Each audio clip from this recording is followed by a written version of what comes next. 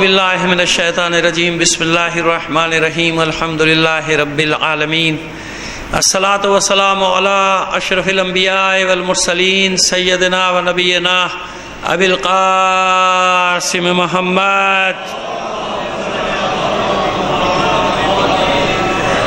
وآلہ الطیبین الطاہرین المعصومین ولعنۃ اللہ علی اعدائہم اجمعین من الآن الی قیام یوم الدین اما بعد فقد قال اللہ تعالی فی کتابہ المبین وہو اصدق القائلین وقولہ الحق بسم اللہ الرحمن الرحیم احسب الناس ان یترکوا ان یقولوا آمنا وهم لا یفتنون.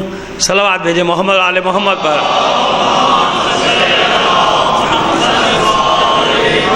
آپ سے درخواست کروں گا جن مرحومین کے نام لیے گئے ان کے لیے اپنے تمام مرحومین کے لیے خاص طور پہ شہدائے ملت کو شامل کر کے ایک سورہ فاتحہ پڑھ کر بخش دیجیے.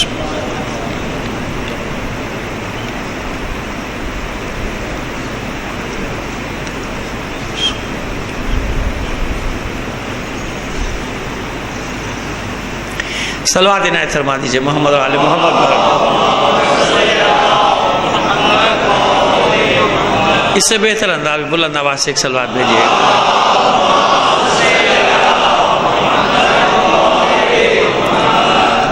احسب الناس ان یترکوا ان یقولوا آمنا. کیا لوگ یہ سمجھتے ہیں، یہ گمان کرتے ہیں کہ بس یہ کہنے پر انہیں چھوڑ دیا جائے گا کہ وہ ایمان لے آئے، اتنا کہہ دینا کیا کافی ہوگا؟ وہم لا یفتنون، اور کیا ان کا امتحان نہیں لیا جائے گا؟ اسی پر بات ہو رہی ہے نا ہماری آزمائش. اب آخری میں ہم پہنچے ہیں. کل سزا بیان کی تھی تھوڑی سی، اب آگے آزمائش کی بات. ٹھیک ہے نا، آزمائش پہ آ گئے اور اسی پر ہم گفتگو کرتے چلے آ رہے تھے. طریقہ کیا ہے، کیسے کیسے آزمایا جائے گا؟ وہ تمام آزمائش کے تمام سے مراد ہے کہ جتنے قرآن مجید میں بیان کیے گئے ممکنہ طریقے وہ سب بیان کر دیے گئے. قرآن مجید میں ان کو بیان کر دیا گیا کہ ایسے ایسے. دیکھیے، ایک ہم نے آیت سورہ بقرہ کی آپ کے سامنے پڑھی تھی، ام حسبتم ان تدخلوا الجنۃ ولما یاتکم مثل الذین خلوا من قبلکم مستهم الباساء والضراء وزلزلوا حتى يقول الرسول والذین آمنوا معه متى نصر الله الا ان نصر الله قریب. یہ 218ویں آیت یہ پڑھ چکے، اس میں بات ہو گئی. اب آگے بڑھیے سورہ آل عمران، قرآن مجید کا تیسرا سورہ. ٹھیک ہے، اس کی 142ویں آیت. پہلا حصہ وہی ہے جو سورہ بقرہ میں. ام حسبتم ان تدخلوا الجنۃ، وہی جملہ تکرار جو ویسے وہاں آیا ہے بالکل اسی طرح یہاں بھی آیا، جیسے سورہ بقرہ میں آیا. جیسے نا کل نفس ذائقۃ الموت، یہ جملہ 3 جگہ ہے قرآن مجید میں، 3 مقامات پر. لیکن اس کے بعد والی آیت کا جو حصہ ہے وہ تینوں مقامات پر الگ الگ ہے. صرف ایک سمجھانے کے لیے بات عرض کر رہے ہیں، وہ موضوع تو نہیں ہے نا ہمارا، ظاہر ہے. اب یہاں پہ وہی بات ہے کہ یہی تکرار کی جا رہی ہے. دیکھیے 3 مقامات پہ یہ بات ہو گئی. ایک وہ آیت جو میں صدام کلام قرار دے رہا ہوں، احسب الناس، کیا لوگ یہ گمان کر رہے ہیں ایسا ہو جائے گا. دوسری دفعہ سورہ بقرہ میں ہوا، یعنی بار بار تکرار. اب کوئی اتنی محکم آیت کو متشابہ بنانے کی بھی جرت نہیں کر سکتا کہ اس کی کوئی تعویل نہیں کر سکتا. جیسے کر لیتے نا لوگ اپنی مرضی کی تعویل. گاہک کچھ جا رہا ہے مطلب اس کا کچھ نکال لے گا، بیان کچھ ہو رہا ہے مطلب کچھ نکال لے گا. نہج البلاغہ میں مولا کچھ فرما رہے ہیں مطلب اپنے مطلب کا نکال لے گا. اچھا، مزے کی بات ہے کہ پورے نہج البلاغہ سے بھی نہیں نکالے گا، جہاں اپنے مطلب کی بات آئے گی وہ نکالے گا. بھائی تو پورا نہج البلاغہ مانو نا. جہاں مولا نے دین فروش ملاؤں کا ذکر کیا ہے، جو میں بھی کرتا ہوں نا، اور کئی دفعہ بھی میں پورا اشرا پڑھ کے آ رہا ہوں کراچی میں دین فروش ملاؤں پہ کہ دین فروش کیسے، تو اتنا حصہ نکالے گا. دیکھو مولویوں نے مولا کے لیے کہا ہے، لیکن وہ خطبہ نہیں نکالے گا جس پہ مولا نے بتایا کہ یہ بنی اسرائیل کے انبیاء کے برابر ہیں میرے امت کے، یعنی میرے ماننے والوں کے علماء، رسول کی حدیث کے ساتھ، وہ نہیں بتائے گا. جہاں مولا نے پہچان بتائی کہ یہ معیار، جیسے میں معیار بتا رہا ہوں نا آپ کو مختلف چیزوں کا کہ معیار کیسے پہچانا جائے، معیار کیا ہے. سرمایہ داروں کے سامنے جھک رہا ہے، ان کی مرضی کے فتوے دے رہا ہے. اب یہ بھی لے لیجئے نا کن مولویوں کو کہا گیا نہج البلاغہ میں. سن لیجئے، بڑا شور مچاتے ہیں نا لوگ، نہج البلاغہ کا ایک پیراگراف لاتے ہیں اور دکھاتے ہیں دیکھو مولویوں کو کیا کہا ہے. تو سنو نا، یہ انہی مولویوں کو کہا ہے جن کو تم آسانی سے خرید لیتے ہو. یہ انہی ملاؤں کو کہا ہے جو تمہاری مرضی کا فتویٰ دیتے ہیں، تمہاری مرضی کی بات کرتے ہیں، تمہاری مرضی پر چلتے ہیں. تم ان کے منہ بھرتے ہو، ان کے پیٹ کا دوزخ بھرتے ہو، وہ تمہاری مرضی کی بات کرتے تو بالکل کہا ہے، تو ان کے میں ہی پڑھ رہا ہوں۔ تو یہ معیار میں نے آپ کو بتا دیا کہ جب کوئی یہ بات کرے تو اس کو صاف صاف کہو کہ انہی ملاؤں کے لیے کہا ہے جن ملاؤں کو تم خرید سکتے ہو۔ ہاں اگر پہچاننا ہے تو انہیں پہچانو کہ جن کو تم سونے میں تولنے کی بھی بات کرو گے، دنیا کے خزانے بھی ایک پلڑے میں رکھ دو گے، مگر وہ اپنا دین بیچنے کے لیے تیار نہیں ہوتے، کیونکہ وہ جانتے کہ دنیا کے سارے خزانے ایک طرف ہیں، دین ایک طرف ہے۔ مولا انہی علماء سے، ان علماء کا ذکر بھی کیا مولا نے، جا بجا خطبات میں ذکر کیا اپنا کہ یہ وہ ہیں کہ ستون ہے لوگوں کے درمیان، ہدایت کے مینار ہیں، روشنی کے چراغ ہیں، چاہے جتنا بھی مصیبتیں آتی چلی جائیں یہ اپنے کام کرنے سے، ہدایت کے راستے سے کبھی بھی نہیں ہٹتے۔ سنیے یہ ہدایت ہے کیا؟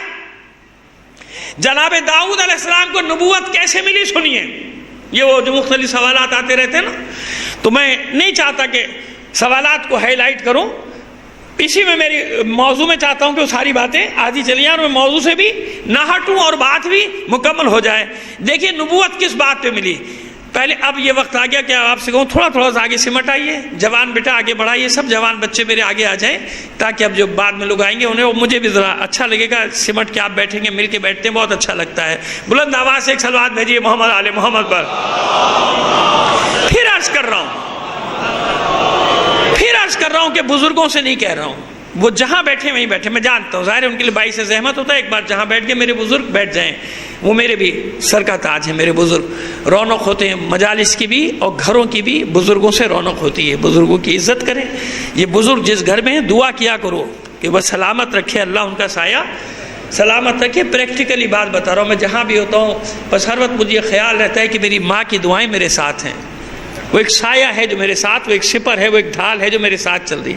تو کبھی آپ سے سچی بات کر رہا ہوں، انسانی فطرت ہے، کبھی ایسے مقام پہ مرض آ جاتا ہے کہ لوگ خود کہتے ہیں کہ بھئی دعا کرو میرے فلاں کی بزرگ کی، میں نہیں نام لینا چاہتا، فلاں بزرگ کی، مطلب اب مشکل آسان ہو جائے۔ نہیں، کبھی ایسے نہ کہنا، کبھی ایسے نہ کہنا۔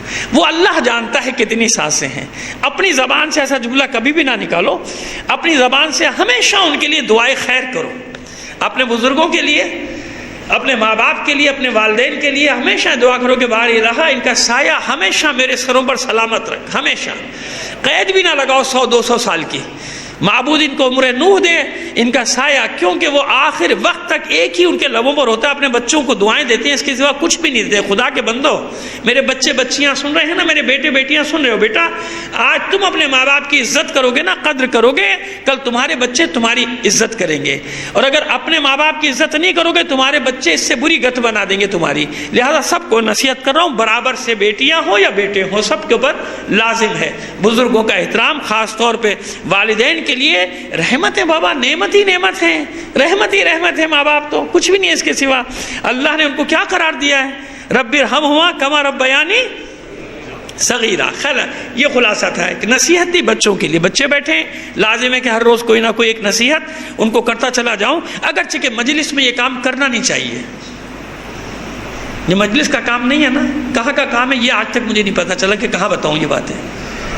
لوگ کہتے ہیں صاحب یہ کیا مجلس میں باتیں لے کے بیٹھتے ہیں مجلس میں، اچھا تو کہاں بتاؤں بھائی، بتا دیجیے آپ کہاں آتے ہیں؟ مدرسے میں آتے ہیں آپ سارے، مسجد میں اللہ ماشاء اللہ جو کچھ ہو رہا ہے وہ آپ کے سامنے، سے مجھے کوئی روشنی ڈالنے کی ضرورت نہیں ہے، پہلے ہی چند نمازی اس کے لیے بھی مصیبت کی ہوئی ہے کہ پڑھیں گے نہیں پڑھیں، پڑھیں تو کیا پڑھیں، یہ بھی ہے تماشا ہے، اور زیادہ وہ لڑتے ہیں جو پڑھتے ہی نہیں کوئی سی بھی۔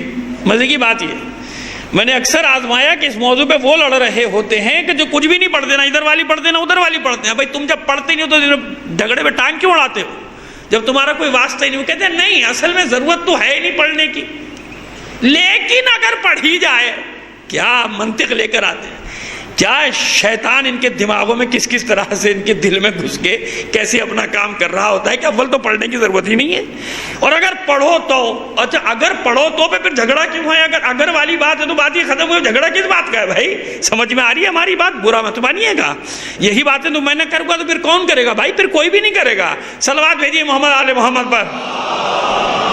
آئیے کیسے ملی جناب داؤد علیہ السلام کو نبوت، کیسے ملی؟ اور پھر یہ بھی بتائیں گے کہ ولایت کیسے ملی۔ آپ بھول جائیں، مجھے یاد ہے اپنی پہلی مجلس، میں جانتا ہوں کہ ایک سلسلے سے میں چل رہا ہوں اور مجھے کہاں لانا ہے بات کو۔ تو آج وہ نوبت آ گئی، اور انشاءاللہ زندگی رہی تو میں نے آپ سے کہا تھا کہ میری تو دلی خواہش ہے کہ 30 کا چاند ہو، تاکہ میں ایک دن اور آپ کے درمیان آپ کی محبتیں سمیٹ سکوں۔ انشاءاللہ کوشش تو یہی ہے میری کہ آپ کی محبتیں ساتھ لے کر جاؤں، جیسے ہمیشہ رہتا ہے، ہر جگہ یہی ہوتا ہے، مومنین کی محبتیں ساتھ ہوتی ہیں۔ لیکن آج ہم بتائیں گے کہ ولایت کیسے ملی، بھائی ہے کیا، مسئلہ کیا ہے۔ لیکن پہلے یہ تو دیکھیے نبوت کیسے ملتی ہے دنیا میں بھی۔ پروردگار عالم ظاہری اسباب، کیوں؟ تاکہ اپنی مخلوق پر حجت قائم کر سکے کہ میں نے نبوت بھی ایسی تھوڑی دے دی کہ جس کو مرضی نبی بنا دیا۔ بھائی اگر جس کو مرضی نبی بنا دیا تو ہر آدمی اللہ کی بارگاہ میں گلہ کرنے کا حق رکھتا ہے کہ نہیں رکھتا؟ کہ معبود یہ کیا بات ہوئی، داؤد کو نبی بنا دیا، مجھے بناتا میں بن جاتا، ہے نا؟ عقلی سوال ہے، عقلی کہ معبود تو نے جناب یوسف کو پیغمبر بنایا، مجھے بنا دیتا میں بھی بن جاتا۔ تیری مرضی جس کو بنا دے، نہیں تیری مرضی جس کو بنا دے، نہیں ہے تو اسی کی مرضی۔ لیکن دلیلیں بھی دی ہیں نا، سند قائم کی ہے، حجت قائم کی ہے اللہ نے کہ اگر کسی کو کچھ منصب دے رہا ہوں تو کیوں دے رہا ہوں، اگر کسی کو نبی بنا رہا ہوں تو کیوں بنا رہا ہوں، اگر کسی کو پیغمبر بنا رہا ہوں تو کیوں بنا رہا ہوں، اگر کسی کو رسول بنا رہا ہوں تو کیوں بنا رہا ہوں، اگر کسی کو ان سب پر امام بنا رہا ہوں، اگر ابراہیم کو امامت دے رہا ہوں تو کیوں دے رہا ہوں، اور اگر اس سے بھی اوپر کسی کو ولایت دے رہا ہوں تو کیوں دے رہا ہوں۔ سمجھ میں آئی بات ہمارے؟ اب سوال سمجھ میں آ گیا؟ بلند آواز سے صلوات بھیجیے محمد آل محمد پر۔ اب زینہ بن گیا نا۔ اب سوال پوری طرح میں نے آپ کو سمجھا دیا کیا ہے کہ یعنی علت ہے، بھائی ہر چیز کی علت ہے، خود کائنات کی عالمین کی علت ہے کہ نہیں ہے؟ علت غائی یعنی جس بنا پر بنائی گئی وہ علت غائی کیا ہے؟ ظاہر کو علت اولا تو اللہ کی ذات ہے، لیکن کیوں بنایا وہ علت کیا ہے؟ وہ علت کیا ہے جس پر دلیلیں ہم دیتے رہے؟ وہ ہے مقصود کائنات۔ اور مقصود کائنات کون ہے؟ بے دم، یہی تو 5 ہیں مقصود ہے۔ اب ایک بچے نے مجھ سے سوال، اچھا سوال تھا بہرحال، کہ صاحب یہ کیا ہوا کہ بے دم یہی تو 5 ہے مقصود ہے؟ بے دم تو بے شک ہونا چاہیے یہاں پہ۔ اس بیچارے کو پتہ نہیں تھا کہ بے دم جو ہے وہ شاعر کا تخلص ہے۔ یہ بے دم جو ہے نا، بے دم شاعر ہیں، بہت نعت اور منقبت کے بہت مشہور شاعر ہیں، تو وہ بیچارہ سمجھتا تھا کہ بے دم غلط ہے، یہاں پہ بے شک ہونا چاہیے تھا، بے شک یہی تو 5 ہے۔ بے دم جو ہے وہ جیسے غالب، جیسے اور تخلص ہوتا ہے، جیسے بے دم جو ہے وہ شاعر کا لقب۔ بے دم وارسی، بے دم وارسی کا کلام ہے کہ بے دم یہی تو 5 ہیں مقصود ہے کائنات، خیر النساء حسین و حسن مصطفیٰ علی۔ اس کا مطلب اکثر کو یہ شعر یاد نہیں ہے، حالانکہ یاد ہونا چاہیے تھا یہ شعر۔ صلوات بھیجیے محمد آل محمد پر۔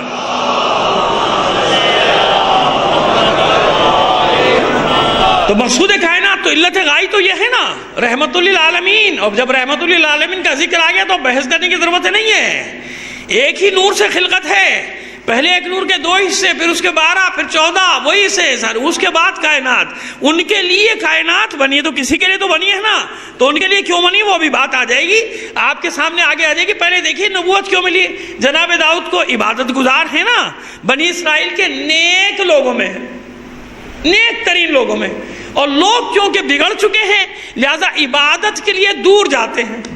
محلے میں عبادت کرنا بھی مشکل ہو گئی، محلے میں عبادت کرنے والے کے دشمن ہیں لوگ، محلے میں عبادت کرو تو پتہ نہیں کیا کیا الزامات لگنے شروع ہو جاتے ہیں۔ عبادت کیوں کر رہا ہے بھائی؟ یہ عبادت نہ کرے باقی کچھ بھی کر لے، یعنی عبادت کا مطلب یہ کہ جو میں سمجھتا ہوں بس وہ عبادت ہونی چاہیے، یہ اپنی مرضی کی عبادت۔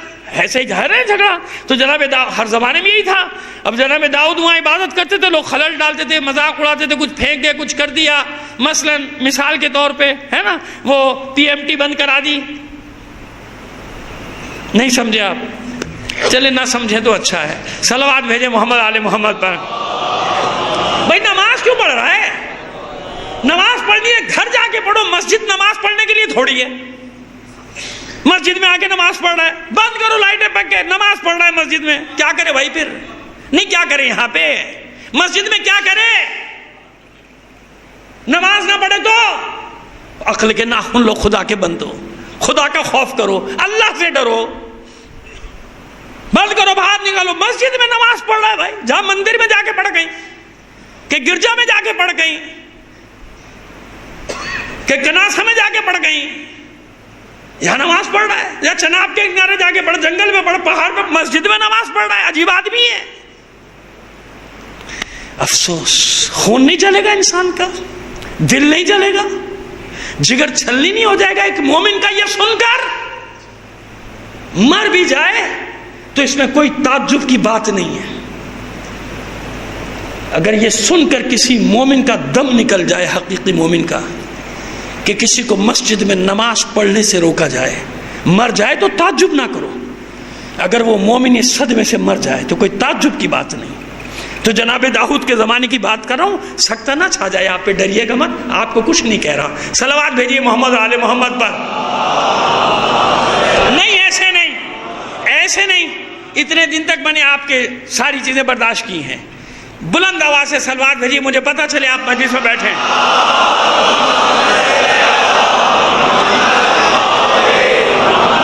تو جناب داؤد کے زمانے کی بات کر رہا ہوں، بھیا کہیں اور نہ لے جانا، مجھے واپس بھی جانا ہے۔ تو میں ریکارڈ کر دیا میں نے کہ جناب داؤد کے زمانے کی بات کر رہا ہوں۔ جناب داؤد کے زمانے میں یہ حالت ہو گئی کہ عبادت نہیں ہو سکتی عبادت خانوں میں۔ کیوں؟ وہ تو ہمارے اپنے مقصد کے لیے ہیں، یہاں داؤد یہ سب نہیں چلے گا، یہ اللہ کی طرف دعوت دینے کا کام، یہ کہیں اور۔ تو جناب داؤد باہر چلے جاتے تھے، شہر سے باہر، جنگل میں، بیابان میں، پہاڑوں میں اللہ کی عبادت کرتے تھے، قوم کی حالت میں روتے تھے، معبود کیا ہو رہا ہے میرے قوم کا، کیا ہو رہا ہے ان میں؟ معبود میں کمزور ہوں، ناتوان ہوں، میں کیا کروں؟ میں کیسے ان کو صحیح کروں؟ میں کیسے ان کو سیدھا کروں؟ چلے جاتے تھے۔ کتنے سال؟ کہتے کہ 33 سال جناب داؤد نے عبادت کی۔ کون داؤد؟ جس نے جالوت کو مارا تھا، پڑھ چکا ہوں نا۔ 13 سال کی عمر سے اب آپ اندازہ کر لیں کہ اللہ کا کیسا محبوب بندہ تھا۔ اللہ نے نشانیاں بچپن سے دی، بچپن سے دیتے چلے گئے، خوبصورت آواز، خوبصورت قد و قامت، خوبصورت قد و کاٹ، خوبصورت شکل و صورت، اور پھر یہ اعزاز بھی دیا تاکہ تم پہچان لو کہ دیکھو کارنامہ کرنے والا یہی ہے، تم نہیں ہو، اسی نے مارا ہے جالوت کو۔ جناب داؤد 13 سال کے تھے جب مارا ہے جالوت کو، وہ طالوت اور جالوت کا جو لشکر میں پڑھ چکا، پہلے تفسیر سے مقابلہ ہوا تھا۔ تو 33 سال، 23 سال، 13 سال، بھائی جتنے سال بھی، برسوں عبادت کی، برسوں۔ پھر ایک دن جا رہے تھے، اب وہی آئی، کہاں جا رہے ہیں داؤد؟ تو داؤد بھی اتنا تو جانتے ہیں نا، بچپن سے نشانیاں تو مل رہی ہے نا جگہ جگہ، جگہ جگہ جس سے پتھر گفتگو کر رہا ہو، اچھا اس کو سب مانتے ہیں۔ مزے کی بات آپ یہ دیکھیے کہ جناب داؤد سے جو سنگریزوں نے گفتگو کی اسے سب مانتے ہیں کہ ہاں جب جا رہے تھے طالوت سے مقابلے کے لیے، ایک پتھر بولا مجھے اٹھا لو، دوسرا بولا مجھے اٹھا لو، تیسرا بولا مجھے اٹھا لو، اس کو سب مانتے ہو۔ جب رحمت للعالمین کے سامنے سنگریزوں کے سجدے کی بات آ جائے، شجر حجر کے سجدوں کی بات آ جائے، سنگریزوں کی گواہی کی بات آ جائے، تو وہاں پہ شرک ہو جاتا ہے، وہاں پہ رسول ہم جیسا ہو جاتا ہے۔ یہی کہتے ہیں نا ہم جیسا، بھائی نہیں، یہ معجزے وغیرہ نہیں ہوتے۔ کیوں نہیں ہوتے معجزے؟ مسئلہ رسول کے معجزوں کے انکار کا نہیں ہے۔ اب سنیے اصل بات کیا ہے۔ اصل مسئلہ یہ ہے کہ اگر رسول کے معجزے کے قائل ہو گئے تو پھر ہر معجزے کو ماننا پڑے گا۔ جب ہر معجزے کو ماننا پڑے گا تو پھر رد شمس کو بھی ماننا پڑے گا، پھر بتانا بھی پڑے گا کہ سورج کس کے لیے پلٹا تھا۔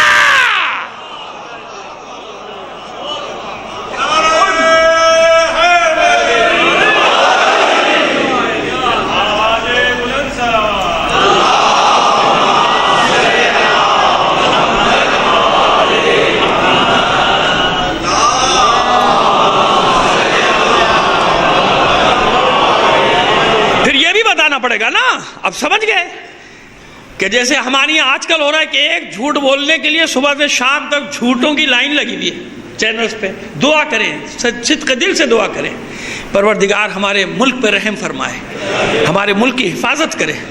چوروں، ڈکیتوں، لٹیروں نے جو حشر کیا ہوا ہے اور جو اس بحرانوں میں ہمارا ملک پھنسا ہوا ہے، دعا کریں بحق محمد و آل محمد ہمارا وطن ان بحرانوں سے نکل جائے۔ بیرونی دشمن الگ، داخلی دشمن الگ، اور ہم جیسے صبر کرنے والے کہ ہمارا اتنا خون بہایا جا رہا ہے۔ خدا کی قسم اس ملک کی خاطر کوئی ایسی بات نہیں کرنا چاہتے کہ جس سے ہمارا بھی نام اس ملک کو نقصان پہنچانے والوں میں آ جائے. صرف یہ وجہ ہے ہم نہ کمزور ہیں نہ ڈرتے ہیں. دنیا جانتی ہے ہمیں، ہم کسی سے ڈرنے والے نہیں. اگر دنیا کے سفاک ترین دہشت گردوں سے کوئی لڑ رہا ہے نا تو ہم ہی لڑ رہے ہیں. اور یہاں بھی ہم سب کو ان کی اوقات بتا سکتے ہیں، ہمیں معلوم ہے کیسے اوقات بتائی جاتی ہے. لیکن جو بحران چل رہے ہیں داخلی اور خارجی، اس میں ہم اپنے ملک سے خیانت نہیں کرنا چاہتے، ہم مجرم نہیں بننا چاہتے. ہم نہیں چاہتے کہ ہمارا بھی نام ملک کو نقصان پہنچانے والوں میں ہو. اور دنیا گواہ ہے کہ اس صورتحال میں اگر کوئی پرامن ترین اور صبر کے ساتھ سارے نقصانات کو برداشت کر رہا ہے اس ملک کی خاطر، تو ملت جعفریہ ہے. وہ ہم ہیں شیعہ، کیونکہ ہم نے خیانت کرنا سیکھا نہیں ہے. اپنی زمین سے ہمارے رگوں میں وفاداروں کا خون ہے. ہم وفادار لوگ ہیں، ہم بے وفا نہیں ہیں. غدار وہی ہیں جنہیں تم نے پالا تھا، انہی کے ہاتھوں آج یہ حشر ہو رہا ہے ملک کا، ہماری قوم نہیں. اتنے نقصان اٹھانے کے باوجود الحمدللہ ہمیں فخر ہے اپنی قوم پر کہ ہماری قوم میں تمہیں غدار وطن نہیں ملے گا. جتنے ملیں گے وہیں ملیں گے، وہیں ملیں گے. اور وہاں تک بیٹھے ہوئے ہیں، بڑے بڑے ایوانوں تک بیٹھے ہوئے ہیں. جبھی تو پاکستان دشمن سیکورٹی سے جو تعلق رکھنے والی خبریں کہاں سے لیک ہوئی ہیں؟ کسی مسجد سے نکلی ہیں، کسی امام باڑے سے نکلی ہیں. کہاں سے نکلی ہیں؟ سیدھی سیدھی بات کر رہا ہوں آپ کے سامنے، جو آپ صبح شام دیکھ رہے ہیں. تو یہ بہت سارے، ایک طرف اشارہ نہیں کر رہا، یہ سب کے سب لٹیرے ڈاکو. ایک جا رہا ہے، دوسرا آسرے میں بیٹھا ہوا ہے، کب میرا انتظار، کب میری باری لگے گی، باریاں لگانے والے. لیکن خدا کا شکر ہے ہماری قوم اس میں شامل نہیں ہے. الحمدللہ ہم اس میں شامل نہیں ہے. تو بس اس لیے ایک جھوٹ بولنے کے لیے، لہذا اب اگر وہ معجزہ مانے، وہ مان لیں، تو پھر اگر معجزہ ماننے کے ہاں رسول معجزہ کرتے ہیں. حالانکہ عجیب بات یہ ہے کہ ماننے پر آتے تو حجاج کا معجزہ مان لیتے ہیں.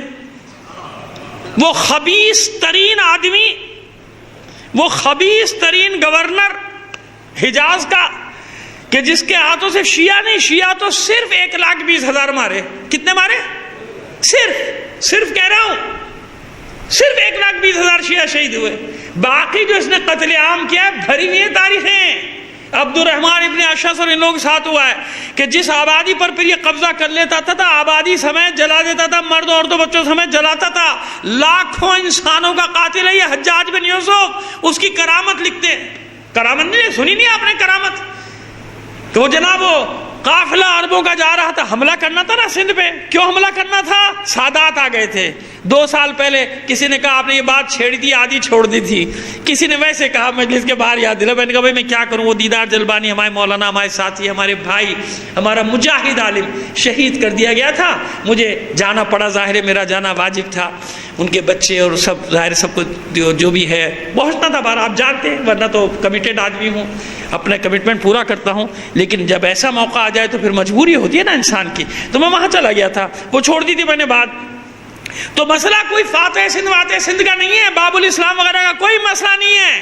آن ریکارڈ کہہ رہا ہوں، جھوٹ بولتے ہیں ملا کہ محمد بن قاسم نے سندھ میں فتح کیا تو جب اسلام آیا اور یہ باب الاسلام ہے، یوم فتح باب الاسلام، یوم فتح باب الاسلام. کبھی یوم فتح خیبر بھی منا لیا کرو، بڑا شوق ہے تمہیں محمد بن قاسم ثقفی کا دن منانے کا.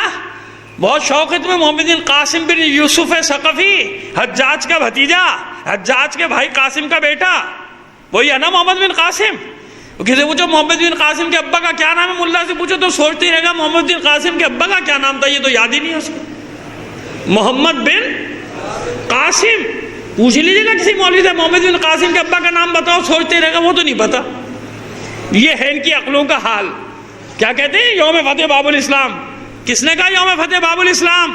جا کے کھنڈرات دیکھو مکلی کے تو تمہیں پتہ چلے کہ اس سے پہلے 50 ہجری میں 55 ہجری میں مولا کے چاہنے والے اسلام لے جا چکے تھے، یعنی لا چکے تھے یہاں پہ اسلام. بڑے بڑے نام ہیں جناب شسنب یا شسب، 2-3 کہیں نون کا ہے، کہیں نیچے زبر ہے، کہیں کچھ ہے. میں کیا کروں، نام 3-4 تاریخوں میں بالکل مختلف ہے، بالکل الگ الگ نام ہے. وہ مولا کا چاہنے والا وہ آیا ہے اور غور سے ہوتا ہوا آیا افغانستان کا غور. یہ غوریوں میں اب تک میجورٹی مولا کے چاہنے والوں کی ہے، یاد رکھیے گا۔ وہاں اس نے پہلا بیج بویا، پھر مکران فتح کیا، بلوچستان فتح کیا، سندھ میں داخل ہوا، یہاں اہل بیت کے چاہنے والوں کے لیے پناہ گاہیں بنی۔ وہ جو نکالے جاتے تھے حجاز سے، عرب سرزمین سے بھگائے جاتے تھے، مار دیے جاتے تھے، کاٹ دیے جاتے تھے، وہ یہاں آ کے آنا آباد شروع ہوئے۔ عبداللہ شاہ غازی کون ہے؟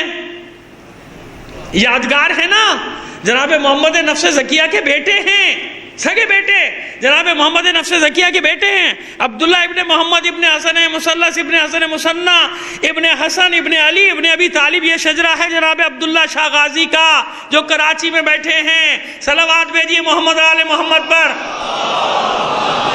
آپ لوگ امام زادے ڈھونڈنے جاتے ہو جو اپنے ان کی پرواہ ہے نہیں، ان کی فکر ہے نہیں، وہاں جاتے نہیں ہو، جو یہاں بیٹھے ہوئے اتنے سارے، وہاں بھی تو جایا کرو۔ بس ٹھیک ہے، آپ لوگوں نے توجہ نہیں کی، تاریخ کے اتار چڑھاؤ سے سب جگہ بڑی امام یا اتنے بڑی بڑی جگہ ہاتھ سے نکل گئی، ہے تو ہمارا، کبھی تو واپس ملے گا، امام تو آ کے دلوا دیں گے، ہے تو ہمارا اپنا۔ تو کب کی داستانیں بھائی، محمد بن قاسم کہاں 55 ہجری میں پیدا بھی نہیں ہوا تھا، محمد بن قاسم 55 ہجری میں آئے تھے، اگرچہ کہ عبداللہ شاہ غازی بہت بعد میں آئے، دوسری صدی ہجری میں، لیکن کیوں آئے؟ کیونکہ پہلے سے یہاں پائیگاہ موجود تھی، مورچے موجود تھے پناہ دینے کے لیے، لہذا سگنل ملتا تھا، اور امام خود فرماتے تھے سندھ کی طرف نکلو، ہند کی طرف نکلو، سندھ کی طرف نکلو، ہند کی طرف نکلو۔ پھر جب یہ خبر پہنچی کہ جڑیں مضبوط ہو رہی ہیں سادات کی، اور جو اسلام پھیل رہا ہے حقیقی اسلام پھیل رہا ہے، یعنی جو یہاں سادات مسلمان بنا رہے ہیں وہ تو ظاہر وہی مسلمان بنائیں گے نا جو اسلام ہے اسی کو۔ اب یہ خبریں پہنچی تو کیسے حملہ کیا جائے، کیسے ان کو تاراج کیا جائے، حالانکہ آج تک تاراج نہ کر سکے، خود مٹ گئے، ختم ہو گئے۔ یہ بتانا چاہ رہا ہوں، اب چاہے موضوع سے ہٹوں یا نہیں ہٹوں، کیونکہ بہت ایک نہیں ایک سے زیادہ لوگوں نے یہاں پر ہی بیٹھے ہوئے سب لوگ کہ جنہوں نے کہا وہ بات آپ نے ادھوری چھوڑ دی تھی، اس بات کو کسی نہ کسی مجلس میں مکمل کر دیجیے۔ آج وہ خود بخود ہی آ گئی، کہاں سے آ گئی مجھے نہیں پتا، کیسے آ گئی۔ اب وہ ڈرامہ رچایا گیا کہ جناب عربوں کا تجارتی قافلہ جا رہا تھا، اس کو بحری قزاقوں نے لوٹا۔ کس نے لوٹا؟ سندھ کے لوگوں نے تو نہیں لوٹا۔ سندھ جانتے ہیں نا کہاں تک تھا اس وقت؟ آپ کے شہر تک، یاد ہے نا، یہ پورا سندھ تھا۔ وہ ظاہر پھر جغرافیے بدلتے رہتے ہیں، تاریخ میں یہی پروسیس چل رہا ہے، جغرافیے بدلتے ہیں، صوبے سکڑتے ہیں، بدلتے ہیں۔ اب یہ مسئلہ کھڑا ہو گیا ہے کہ اب تو خبردار، اتنا بڑا تخت ہے، اس کو ٹوٹنے نہیں دیں گے۔ حالانکہ یہ نارمل سی چیز ہے دنیا میں، کئی ممالک میں جاتا ہوں جہاں پہلے 5 صوبے تھے اب 35 ہیں، کسی میں 18 تھے اب 40 ہیں، یہ کوئی ایسی بات نہیں، لیکن ہمارے یہاں اس کو ایسا حساس سیاست کی نظر کر دیا گیا ہے، ایک مکروہ سیاست کی نظر کر دیا گیا ہے کہ کوئی اپنی اتنی بڑی حکومت چھوڑنے کو، وہ تخت ہے نا بھائی، شہنشاہیت ہے، سمجھا تو کرے نا آپ بات کو۔ صلوات بھیجیے محمد آل محمد ہوا۔ آئیے تو وہ جناب قافلے کو بحری قزاقوں نے لوٹا، جو معجزہ کرامت تو سنیے، کرامت پڑھاتے ہیں بچوں کو۔ ایک عورت نے، وہ دکھیاری عورت نے، لٹے ہوئے قافلے کی ایک عورت نے آواز لگائی دیبل کی بندرگاہ کے قریب بحر عرب سے، یہ کراچی اور کھٹا کے قریب کے ساحل میں لوٹا گیا، یہاں سے اس نے آواز لگائی، اور وہ بھی عجیب تھی بھئی، آواز لگاتی تو جو خلیفہ تھا اس کو آواز لگاتی، جب مدد کے لیے ہی پکارنا تھا تو جو حاکم ہوتا ہے اس کو پکارا جاتا ہے نا۔ ولید ابن عبد الملک ابن مروان حاکم تھا تو اسے بلایا ہوتا، اس کا بیٹا ولید تھا، اس زمانے میں شاید 83 ہجری میں ولید آ گیا تھا، ہاں، یا اسی کا آخری دور، پہلا دور ہے ولید کا، اور اس کا عبد الملک ابن مروان کا شاید آخری دور ہوگا، یہی زمانہ ہے اس کا، حجاج کے یہاں پر آنے کا، نہیں محمد بن قاسم کے آنے کا، تو وہی اس کو پکارا ہوتا جو خلیفہ تھا۔ خلیفہ کو نہیں پکار رہے، کس کو پکار رہے؟ حجاج میری مدد کو آ، حجاج میری مدد کو۔ کہاں سے آواز دی ہے؟ بحیر عرب سے۔ پانی وانی ہے تھوڑا سا یہاں جگ وگ میں رکھا ہوا، چھینٹے ڈالنے کے لیے ذرا رکھ لیجیے گا۔ آج میں دیکھ رہا ہوں کہ 1 سے زیادہ آدمی سو رہے ہیں ماشاءاللہ۔ صلوات بھیجیے محمد آل محمد پر۔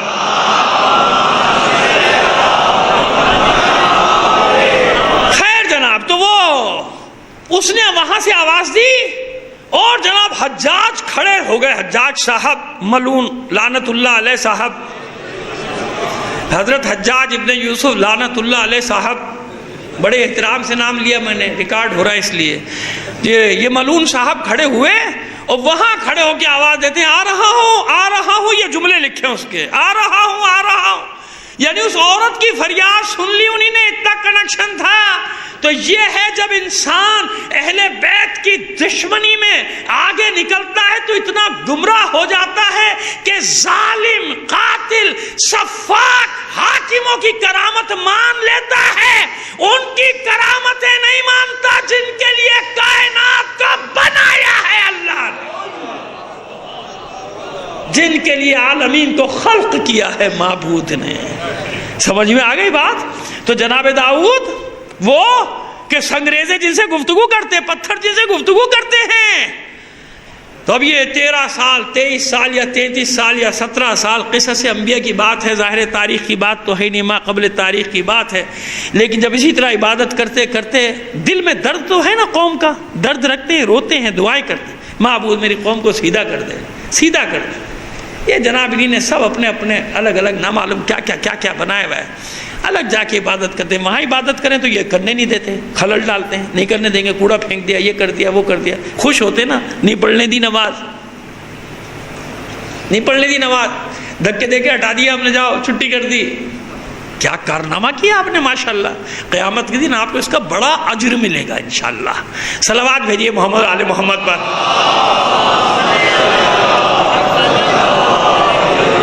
تو پھر اس کے بعد جب جا رہے تھے وہی نشانیاں تو ہیں نا، جناب داؤد بھی اتنا تو سمجھتا ہے نا آدمی، جس کو کچھ ملنے والا ہوتا ہے جانتا ہے نا، تو سنگریزے گفتگو کر رہے ہیں تو اس وقت سے جانتے ہیں جناب داؤد کا کچھ معاملہ تو ہے نا، کچھ مسئلہ تو ہے۔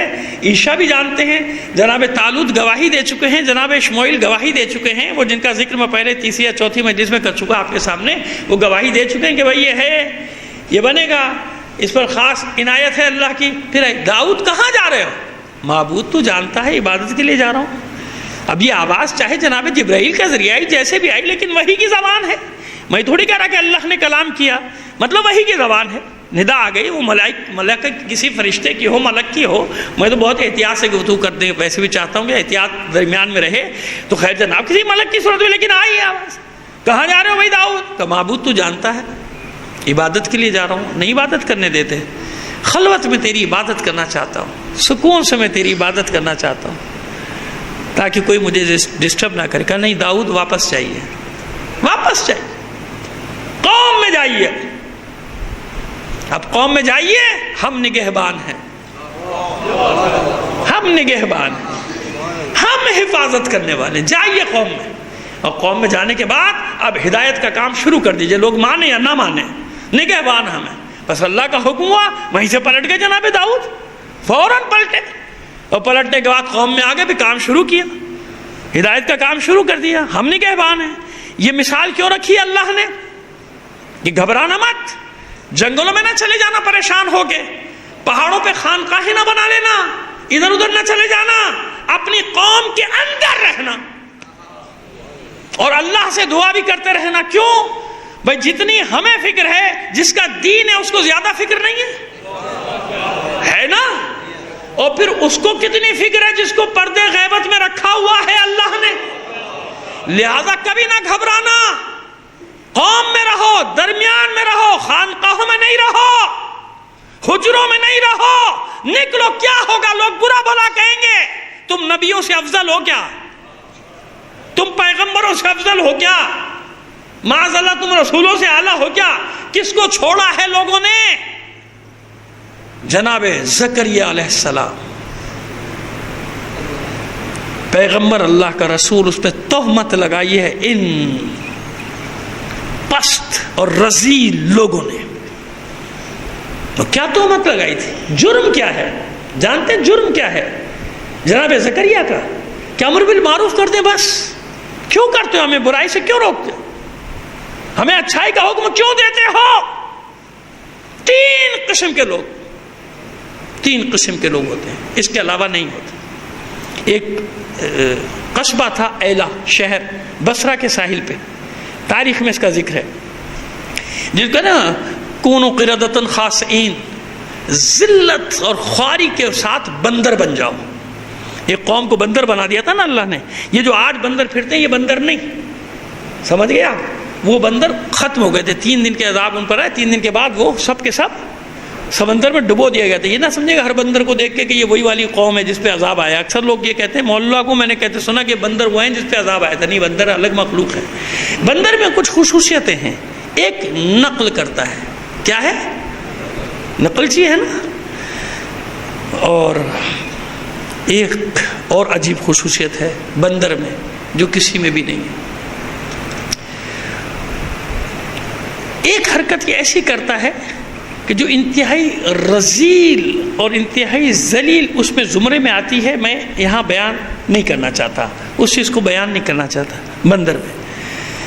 اور دوسری چیز یہ ہے کہ یہ چوری کرنے کا عادی ہوتا ہے. بندر میں کیا ہوتا ہے؟ چالاکی تو ہے, چالاک تو لومڑی بھی ہوتی ہے, لیکن لومڑی اپنی حد تک چالاک ہے. بندر چالاک ہونے کے ساتھ ساتھ کیا کرتا ہے؟ چوری بھی کرتا ہے. اب وہ جو پرانے ہندوستان کے جنہوں نے گھر دیکھے ہوئے ہیں جانتے ہیں وہاں پہ کہ وہ جناب آتے تھے, بندر روٹی وغیرہ پیچھے سے چرا کے لے گیا, راستے سے چیز چرا کے لے گیا, یہ سب کرتے تھے. خیر, میں ان کی بات کر رہا ہوں قوم ایلا جس کی آبادی تھی 80,000, بصرے کے ساحل پر وہ آباد تھے. اللہ نے ان کو بڑی نعمتوں سے نوازا, لیکن کوئی بھی ان کی قوم میں اچھے کام کا حکم نہیں دے سکتا تھا. جو اچھے کام کا حکم دیتا تھا یہ اس کو مار مار کے اپنی بستی سے نکال دیتے تھے. وہ بیچارہ پٹ پٹا کے واپس چلا جاتا تھا باہر. کسی کو آنے بھی نہیں دیتے تھے ایسے نیک انسان کو. اور پھر یہ کیا حرکت کرتے تھے کہ پرانے زمانے سے ایک اصول چلا رہا تھا کہ ہفتے کے دن یوم سبت کی بے حرمتی کی. جیسے اب یوم جمعہ ہے نا اللہ کا, اس زمانے میں یوم سبت ایک حرمت والا دن تھا. یہ نہیں ہے سنیچر کا دن, پہلے بتا چکا ہوں. سنیچر الگ ہے, ہفتہ پورے ہفتے کو کہتے ہیں. اس دن کا اردو میں نام کیا ہے؟ سنیچر نام ہے. ہم ہفتہ کہتے ہیں. ہفتہ دیکھیے بدھ سے بھی شروع ہو سکتا ہے. ویکلی اخبار کچھ نکلتے ہیں نا, ویکلی یعنی ہفتے وار. اتوار کو بھی نکلتے ہیں, تو اتوار کو اتوار سے اتوار ہفتہ, سنیچر سے سنیچر ہفتہ, جمعے سے جمعہ ایک ہفتہ, جمعرات سے جمعرات ایک ہفتہ. تو ہفتہ یہ ہے مطلب اس کا. لیکن ہم کہتے ہیں کوئی بات نہیں, غلط العام ہو گیا ہے, لیکن اس دن کا نام کیا ہے؟ سنیچر. ہفتہ تو پورے 7 دنوں کو کہتے ہیں. وہ ہفتہ آپ کسی بھی دن سے, مثلا ڈاکٹر کہتا ہے جی آج منڈے ہے نا, آج منڈے ہے, کہ آج سے آپ دوا شروع کرتے ہیں, پورے ہفتے کھانی ہے. تو پورے ہفتے کھانے کا مطلب کیا ہے؟ سنیچر کو تو نہیں ختم کرنی. اب سمجھ میں آ گیا, ہفتہ الگ ہے, سنیچر الگ ہے. لیکن منہ سے نکل جائے کوئی حرج نہیں, غلط العام ہو گیا, ہمارے بھی منہ سے نکل جاتا ہے, لیکن یہ بتانا ضروری تھا. جیسے ویک ہفتے کو انگلش میں کہتے ہیں. یہ روزانہ 2-3 لفظ سیکھ کے آتا ہوں میں, آپ کو روزانہ کہتا ہوں. کبھی مجھ سے انگلش میں بات مت کیجیے گا, مجھے نہیں آتی. روزانہ سیکھ کے آتا ہوں. ویک کہتے ہیں ہفتے کو, لیکن دنوں کے نام تو الگ ہے نا. سنڈے سے شروع ہوگا اور ختم کہاں پہ ہوگا؟ سنڈے منڈے سے شروع ہو کے کہاں ختم ہوگا؟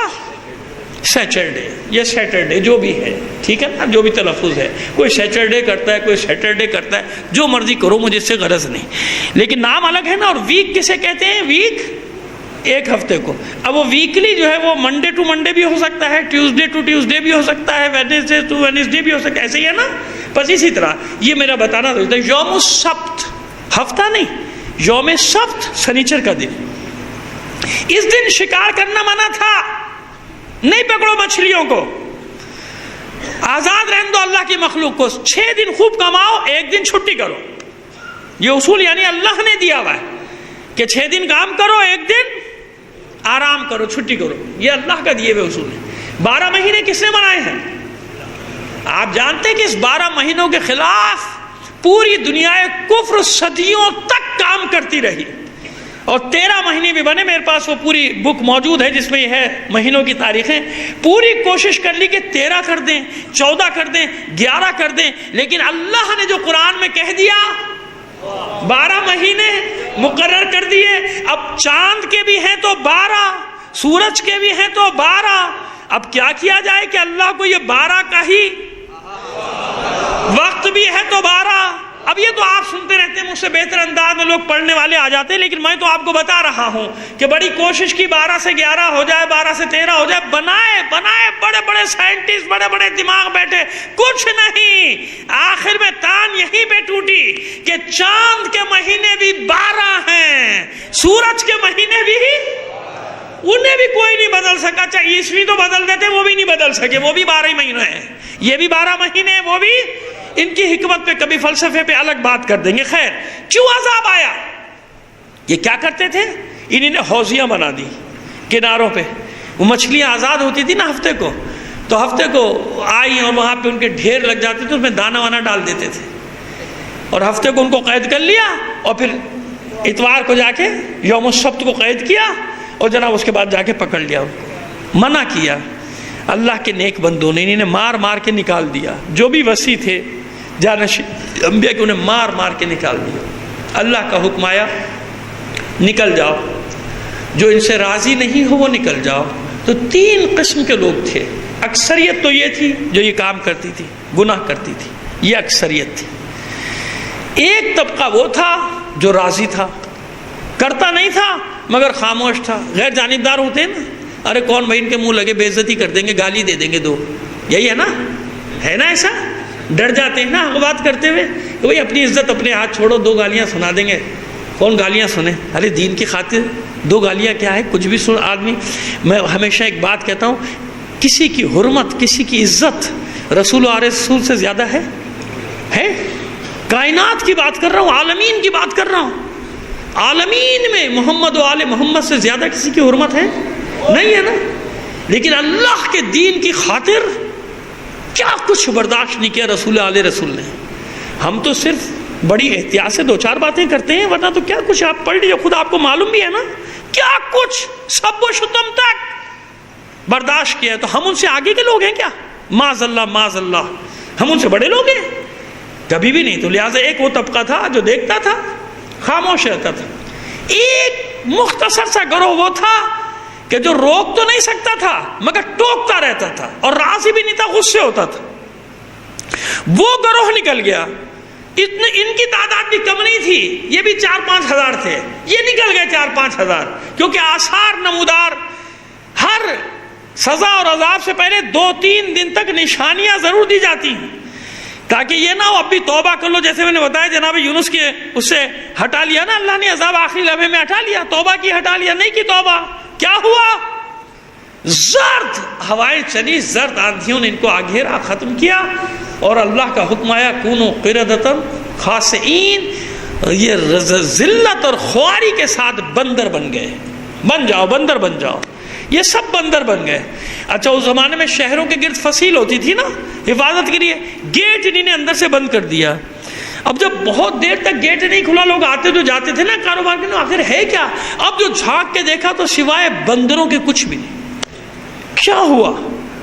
تو پھر اللہ نے طاقت دی, 1-2 بندروں نے کہا کہ ہم پر اللہ کا عذاب آیا ہے. لوگ بھاگ گئے وہاں سے, بندر بن گئے. تو اس سے پوچھا, جو بول رہا تھا بندروں سے پوچھا کہ بھائی تو اچھا آدمی تھا. کہ میں اچھا آدمی تو تھا مگر خاموش رہتا تھا. یہ جو خراب کام کیا کرتے تھے, جو غلط کام کیا کرتے تھے, اس پر میں خاموش تھا. میں کرتا تو نہیں. تو اللہ ان سے بھی, جیسے دیکھیے سیدھا سا اصول, اب آپ کو انکار کی, شک کی گنجائش ہی نہیں چھوڑوں گا میں جو بات کرنے جا رہا ہوں. لعن اللہ امتن ظلمت کا, لعن اللہ امتن قتلت کا, لعن اللہ امتن ظلمت کا, لعن اللہ امتن سمعت بذالک فرضیت میں. قتل کرنے والوں پہ لعنت اپنی جگہ, ظلم کرنے والوں پہ لعنت اپنی جگہ, ان پر بھی اللہ کی لعنت. جنہوں نے ظلم ہوتے ہوئے دیکھا یا سنا اور خاموش رہے. سمجھ میں آ گئی بات زیارت وارثہ کے جملوں سے؟ کہ راضی رہے, تو لہٰذا ان پر بھی آیا عذاب. تو جناب داؤد کو نبوت ملی, کتنے مرحلوں سے گزارنے کے بعد ملی. پہنچ جائیے, ہدایت کیجیے. پھر اللہ نے کیا انعام دیا ان کو؟ جناب داؤد کو جناب سلیمان کی صورت میں وارث بنایا. اور کیسی سلطنت, کیسی سلطنت. جناب امام جعفر صادق علیہ السلام فرماتے ہیں, ابھی اس حکومت کی بات کر لیجئے نا, پھر آپ کو منزل پر لے کر آتے ہیں. اس حکومت کی بات کر لیجئے جو امام فرما رہے ہیں کہ 4 فرد ایسے گزرے کہ جن 4 افراد نے پوری دنیا پر حکومت کی. 2 مومن تھے, 2 کافر تھے. 2 مومن 2 کافر. معصوم فرماتے ہیں کہ 4 افراد کو اللہ نے پوری دنیا پر حکومت دی تھی. 2 مومن تھے, 2 جو مومن تھے ان میں ایک جناب سلیمان علیہ السلام, پوری دنیا پر حکومت تھی ان کی. یہ معصوم کی حدیث ہے, اور قرآن نے بھی یہی فرمایا کہ ایسی تخت, ایسی حکومت دی جو کسی کے پاس تھی ہی نہیں. ہے نا. اور دوسرے جناب ذوالقرنین علیہ السلام. جناب ذوالقرنین کے بارے میں لوگ وہ اپنی پیش بندیاں کرتے رہتے ہیں کہ وہ کہتے ہیں الیگزینڈر تھے, سکندر مقدونی تھا, سکندر مقدونی تھا, کورش اعظم تھا, اور ایک دو نام لیتے ہیں. کوئی نہیں تھا. کیوں؟ صاف بات ہے, مومن. اور یہ تھے ظالم بادشاہ, کورش بھی, کورش کبیر بھی, اور سکندر اعظم میں. اور ایک نام اور لیا جاتا ہے, سب میرے ذہن میں نہیں آ رہا کیونکہ اچانک یہ بات آ گئی درمیان میں, ایک تیسرا آدمی بھی. تو یہ نہیں, ذوالقرنین جو بھی ہیں, لیکن وہ ہے جس کی پوری دنیا پہ حکومت کی. اور دو کافر کون؟ ایک نمرود اور ایک بخت نصر. پوری دنیا پر جن کی حکومت رہی, دو کافر. فرعون کی بھی پوری دنیا پہ نہیں تھی, مصر پہ تھی. سمجھ گئے بات؟ نمرود کی پوری دنیا پہ تھی, اور دوسرا ہے بخت نصر جس کی پوری دنیا پہ تھی. اور سکندر مقدونی تو پھر بھی مقدونیہ کا جو تھا سکندر, یعنی یونان سے جو آیا تھا, اس نے پھر بھی پوری دنیا پہ تو قبضہ نہیں کیا تھا نا. آپ کے ملتان میں تیر کھا کے گیا تھا. کہاں تیر کھایا تھا؟ جگہ دیکھی ہے نا آپ لوگوں نے, مجھے بھی دکھائی ہے لوگوں نے, مجھے بڑا شوق ہے. جس کو نہیں پتا میں نے بتا دیا. ایسا نہ ہو کہ ملتان والوں کو ہی نہیں پتا ہو کہ یہاں زخمی ہوا تھا اور جہلم کے پاس جا کے, دریا جہلم کے پاس مر گیا تھا. وہاں سے پھر اس کا جنازہ واپس یونان لے جایا گیا تھا. آپ کے شہر کی تاریخ بڑی عظیم تاریخ ہے, بڑی دلچسپ, بڑی عجیب و غریب تاریخ ہے. بچے ضرور پڑھا کریں, کم سے کم اپنے شہر کی تاریخ تو پڑھو, تمہیں پتہ تو چلے کیا تھا یہاں پہ, اور کیسے پھر اہل بیت کے چاہنے والوں کا مسکن بنا یہ سارا. پھر بعد میں کوتاہیوں کی وجہ سے کیا ہوا, کوتاہیوں پہ بات کروں گا, بہت ناراض ہو جائیں گے لوگ. اتنا جملہ ہی کافی ہے جو میں نے کہہ دیا. صلوات بھیج دیجئے محمد آل محمد پر. اب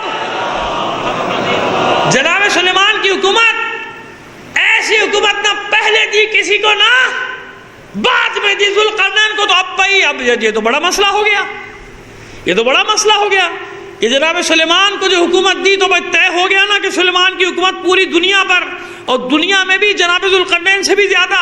بھائی ذوالقرنین کی زمین پر تھی, انسانوں پر تھی, یہ تھی بھائی, یہ ہوگی. ان کی تو چرند پرند ہوا سب پہ تھی, ہے نا, سب پہ تھی. جب سب پر حکومت تھی تو مرتبہ بلند ہوا کہ نہیں ہوا؟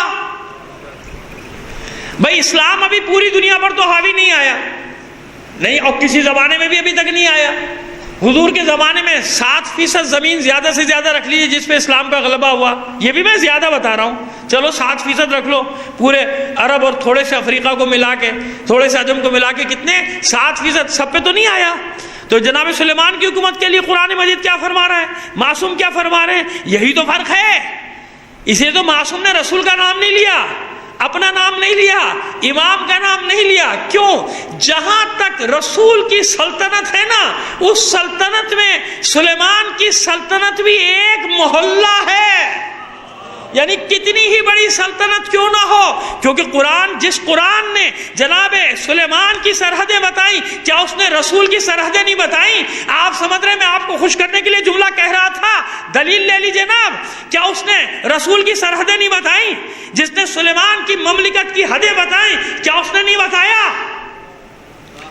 اس کے بارے میں تبارک الذی نزل الفرقان علی عبدہ لیکون للعالمین نذیرا.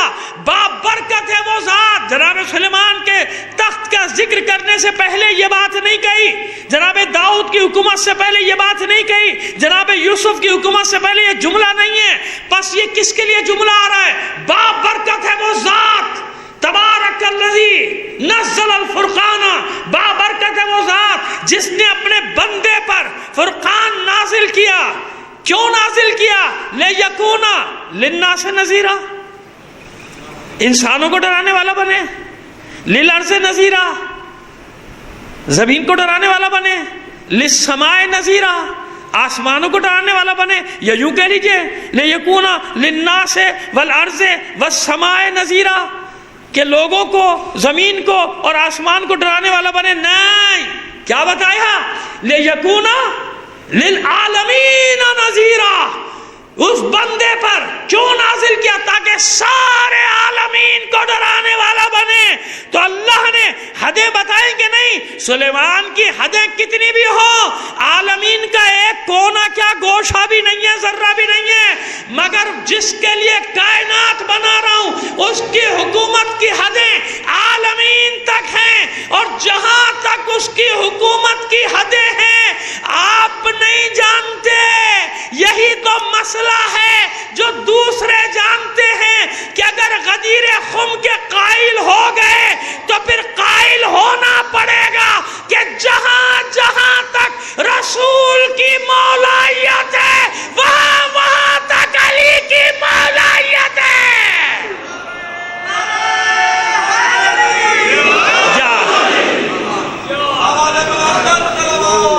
اللہ، یہ ہے ولایت، حکومت ہے. سلیمان کی حکومت میں ان کی رعایا پر ان کی اطاعت واجب تھی کہ نہیں تھی؟ نا. ایک حدود نے ذرا سی گڑبڑ کی تھی، آنے میں دیر کی تھی، کیا کہا تھا؟ سزا دوں گا، آ تو جائے ذرا. کہاں چلے گئے؟ دیر کیوں ہوں گے؟ سب کو حاضر کرنے کا حکم دیا تھا، یہ حاضر نہیں ہوا ہے نا. اطاعت واجب ہے کہ نہیں؟ جناب یوسف عزیز مصر بنے، لوگوں پر اطاعت واجب ہے کہ نہیں ہے؟ جناب داؤد کو لشکر دیا، حکومت دی، لوگوں پہ اطاعت واجب ہے کہ نہیں ہے؟ جناب موسیٰ کی اطاعت لوگوں پہ واجب ہے کہ نہیں؟ اطاعت یہی تو جھگڑا تھا، اطاعت ہی تو نہیں کرتے تھے لوگ، یہی تو ساری مصیبت تھی. جناب یوشع بن نون کی اطاعت واجب ہے کہ نہیں؟ کس کس پر واجب ہے؟ سب پر واجب ہے نا. جناب یوشع بن نون کی اطاعت پورے بنی اسرائیل پر واجب ہے. معلوم ہے نا کیا جھگڑا ہوا تھا؟ جناب سبورا کس کی بیٹی ہے؟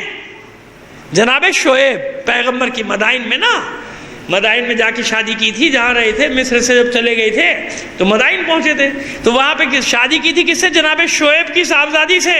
اور خود جناب موسیٰ کون ہے؟ اولو العزم پیغمبر، پیغمبر کی بیٹی، پیغمبر کی زوجہ. وصی کون بنا؟ یوشع بن نون، کیونکہ جناب ہارون کا تو انتقال ہو گیا نا. جناب موسیٰ کی زندگی میں ہی جناب ہارون کا انتقال. وصی کسے بنایا؟ جناب یوشع بن نون کو. سب کو بتا دیا اس کی اطاعت واجب ہے. ماننا الگ ہے، اطاعت کرنا الگ ہے نا. ایسا کیا ہوا؟ لوگوں نے چڑھا دیا جناب سبورا کو کہ بھئی تمہارے بچوں میں جانا چاہیے. یہ وصایت، یہ جانشینی، یہ ولایت. پہلی مجلس یاد ہے ولایت کے معنی بتا چکا ہوں نا. ولایت کا سیدھا سادہ سا معنی کیا ہے؟ حکومت. کیا معنی ہے؟ حکومت. پرانے لوگ بیٹھے ہیں، پوچھ لیجئے نا، جب کوئی لندن جاتا تھا کیا کہتے تھے؟ کہاں گیا ہے؟ ولایت گیا ہے. کون سی ولایت گیا بھائی؟ پتہ چل گیا. ولایت کا عام معنی بھی کیا ہے؟ عام معنی، عرفی معنی بھی حکومت ہے. یہی معنی ہے ولایت کا، حکومت. کہ اس کی ولایت یہاں اسی لیے کہا جاتا تھا، ہر صوبے کے حکمران کو کیا کہا جاتا تھا؟ والی. کیا کہا جاتا تھا؟ بصرے کا والی، فلاں جگہ کا والی. کیونکہ ولایت ہے نا اس کے پاس کیا ہے؟ حکومت ہے. اب اس ولایت کے درجے ہیں، ولایت کے درجے ہیں. اب کسی نے اتنا گرایا اس درجے کو کہ آپ اسے بہتر جانتے ہیں. اولیاء اللہ کے شہر میں رہتے ہیں آپ، کہ جب گرایا تو کہاں تک گرا دیا. کس کس کو ولی نہیں مانا ان لوگوں نے؟ پاگل ہو گیا تو بھی ولی ہو گیا. جاؤ پاگل ہو گیا بھائی، یہ پاگل خانے میں مگر ولی ہے، اس کو ولی ماننا ہے. یہ بڑی پہنچی ہوئی باتیں کرتا ہے، پیشین گوئیاں کرتا ہے. اس کا کہا ہوا بالکل سچا ثابت ہوتا ہے نا کہاں. اور اعلیٰ درجے کیا ہیں اس کے ولایت کے؟ کون کون سے درجے ہیں؟ تو حکومت دی نا. کیسی حکومت؟ تو اطاعت واجب ہے کہ نہیں ہے؟ سلیمان کی اگر حکم عدولی کرے تو نکل گیا نا دائرہ ایمان سے، خارج ہوا کہ نہیں ہوا؟ جو سلیمان کہیں گے ماننا پڑے گا.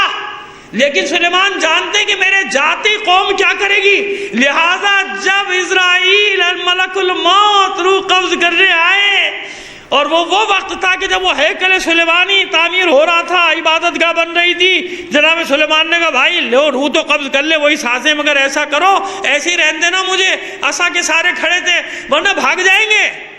آپ یہ دیکھیے کہ نبی خود کہہ رہا ہے، اس کو بھی پتا ہے کہ یہ پبلک کیسی ہے بھائی. یہ پبلک ایک منٹ میں ادھر سے ادھر ادھر سے ادھر ہو جاتی ہے. کہ یہ بھاگ جائیں گے چھوڑ کے کام. جب ہی تو میں کھڑا ہوں تو کام کر رہے ہیں جن بھی اور انس بھی، اور اگر میں چلا گیا ان کو پتا چل گیا مر گیا چھوڑ دیں گے. کہا ٹھیک ہے یہ منظور ہے. ایسے ہی کھڑے رہے، دم نکل گیا. اچھا وہ اس کو سمجھ رہے کہ بھائی معجزہ ہو رہا ہے، رسول ایسے کھڑا ہوا ایسے دیکھے جا رہا ہے. 2 دن گزر گئے، 3 دن گزر گئے، اور ڈر کے مارے تیز کام کرتے رہے. آخر میں کچھ شک ہوا کہ بھائی ہلا جلا کے تو دیکھو نا، بیٹھ رہے نا لیٹ رہے نا سو رہے، ہوا کیا ہے. پھر اللہ نے اس عصا میں دیمک لگائی. دیمک اس عصا کو کھاتا گیا. پھر جب وہ عصا گرا اور گر گیا جناب یوسف کو، تو زندہ تو تھے نہیں، روح تو قبض ہو چکی تھی. سب لوگوں نے سر پہ ہاتھ مارے کہ لو دعویٰ ہو گیا ہمارے ساتھ. میں مزاج بتا رہا ہوں کہ جناب سلیمان پیغمبر کیسا عادل حکمران ہوگا. لوگوں نے ایک پل کی دیر نہیں لگائی, دوڑ گئے سارے چھوڑ کے. لوگ بلکہ الٹا غصے کے پہلے پتہ ہی نہیں چلا انتقال ہو چکا ہے, ہم خامخواہ اتنے دن تک کام کرتے رہے. یہ ہے لوگوں کا مزاج. اس لیے رسول نے ایک ایک اقرار لیا, ایک ایک اقرار لیا کہ اگر یہ مولا بن رہا ہے تو کیوں بن رہا ہے, کس لیے بن رہا ہے. ہر ایک میں وہ صلاحیت نہیں جو صلاحیتیں اللہ نے علی میں ودیت کی ہیں, یا جن صفات, صلاحیت کا لفظ تو چھوٹا ہے, جن صفات کو اللہ نے ظاہر کیا ہے علی کی ذات میں. اگر تم میں سے کسی میں ہے تو آ جاؤ, یہ میدان کھلا ہوا ہے. یہ خیبر کا میدان, یہ خندق کا میدان, یہ حنین کا میدان, یہ مباہلے کا میدان, یہ ذوالعشیرے کا میدان. عجیب بات ہے, ہم جب بھی ملیں گے, جہاں ملیں گے, میدانوں میں ملیں گے, غاروں میں نہیں ملیں گے.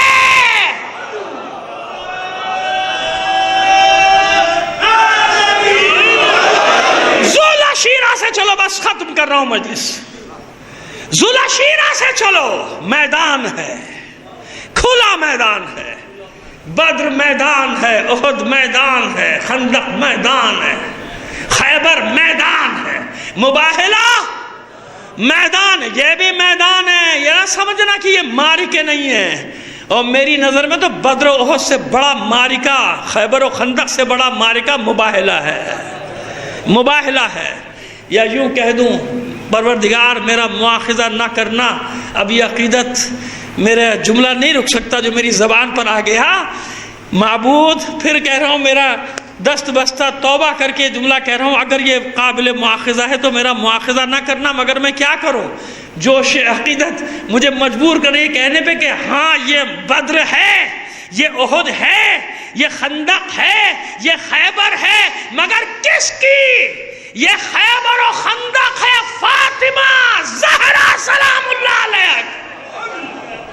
یہ اس کی خیبر و خندق ہے, یہ اس کی بدر و حنین ہے. تفصیل بتا چکا ہوں آپ کو کبھی کہ کیوں مباہلے کی.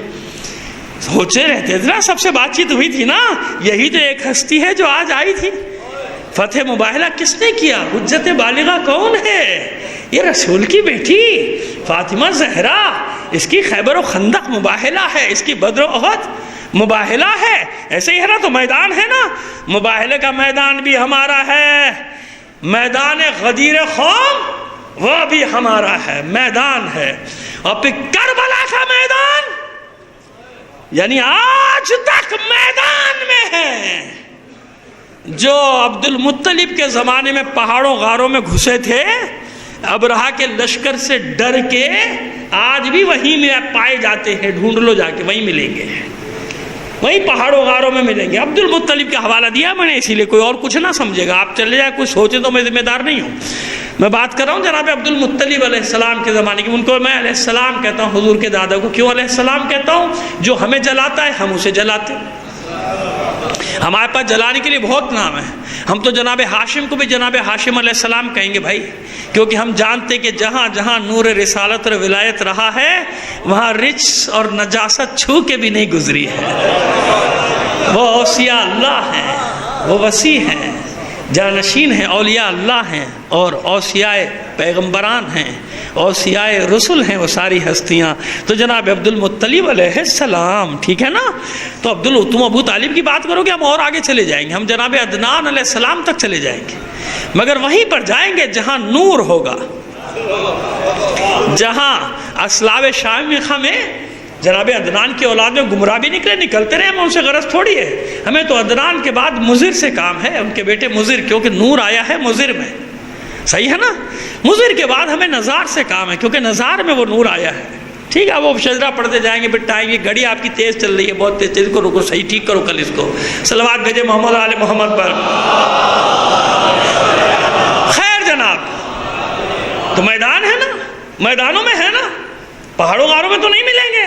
میدان کے لوگ ہیں میدان میں, اسی لیے نقصان بھی زیادہ ہوتا ہے. اور نقصان کیسا, کہے کا نقصان.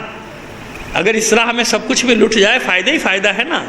ہم نے نقصان کا سودا کیا ہی نہیں ہے. تم نے تجارت کی ہے نا، ہم نے بھی تجارت کی ہے. قرآن کہتا ہے کہ کیا بہترین تجارت ہے جو مومن کرتا ہے نا. تجارت کا ذکر ہے کہ نہیں؟ 2-3 جگہ پہ.